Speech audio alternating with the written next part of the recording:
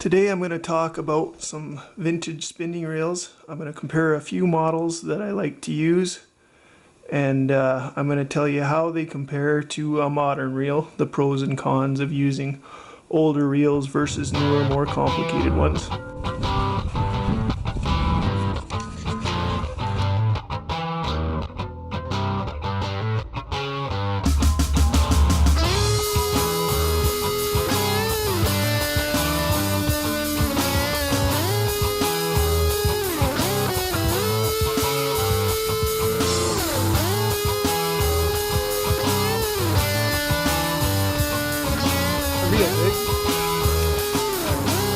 Okay, good job.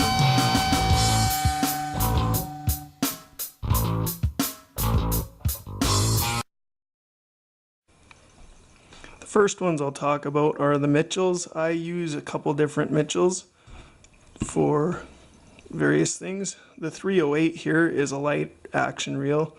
I use it with 4 to 8 pound line for trout, for panfish, and I use it on my ice fishing rod. The middle one here is the classic 300.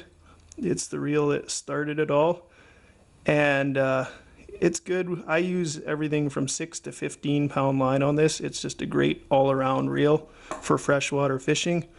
And I have a 306, and I use this on a medium heavy rod for heavy freshwater fishing and light saltwater.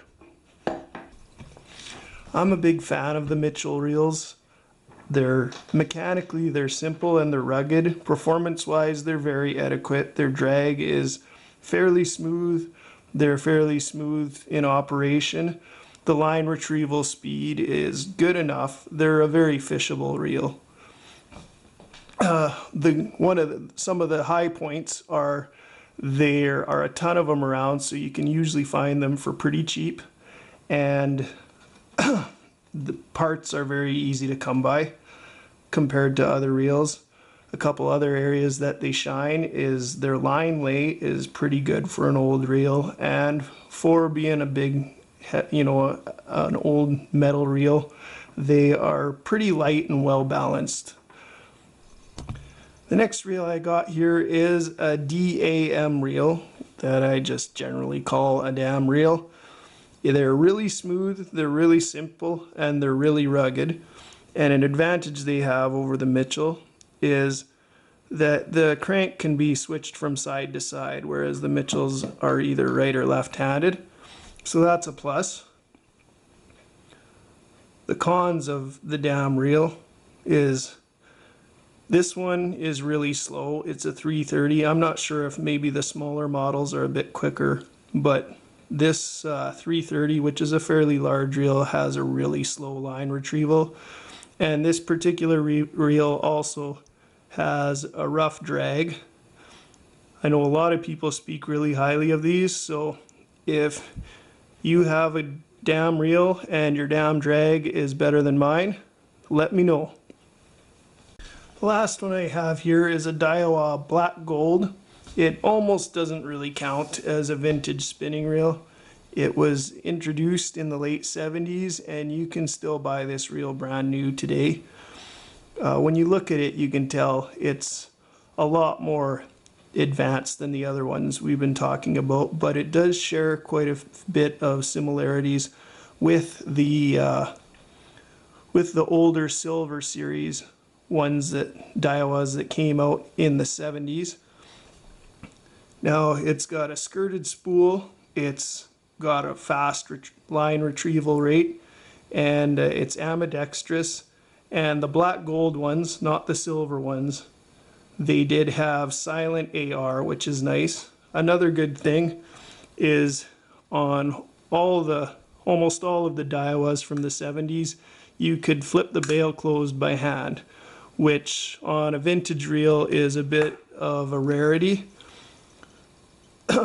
The parts, there's parts around for them. They're a really good reel.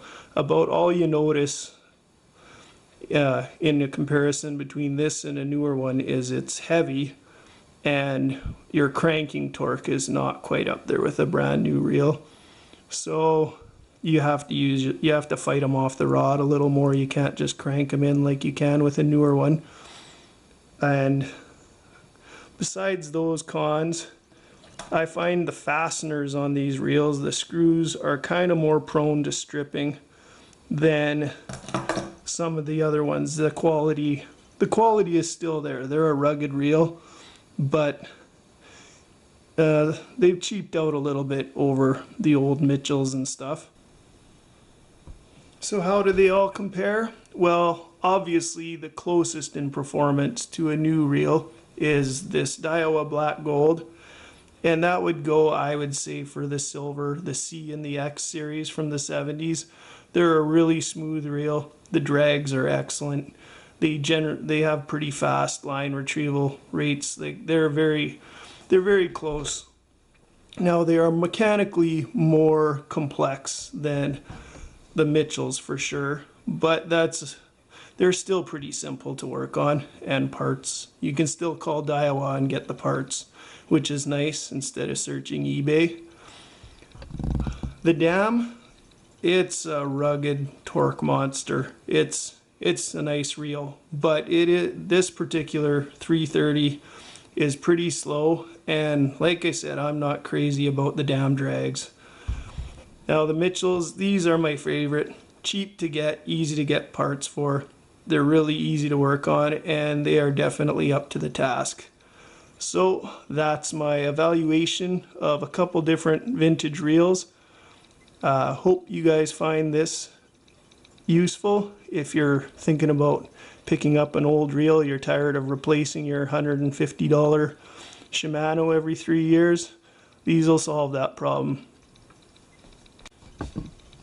Well, new ones are sold on really high performance. These reels were sold on their ability to last. People back then, I don't think, wanted to shell out money all the time for a new reel. So these were built to last, and they're really easy to service compared to a new reel. And some, like the Mitchell here, this 300, it's easy to service. It's got a little grease port for in between servicings.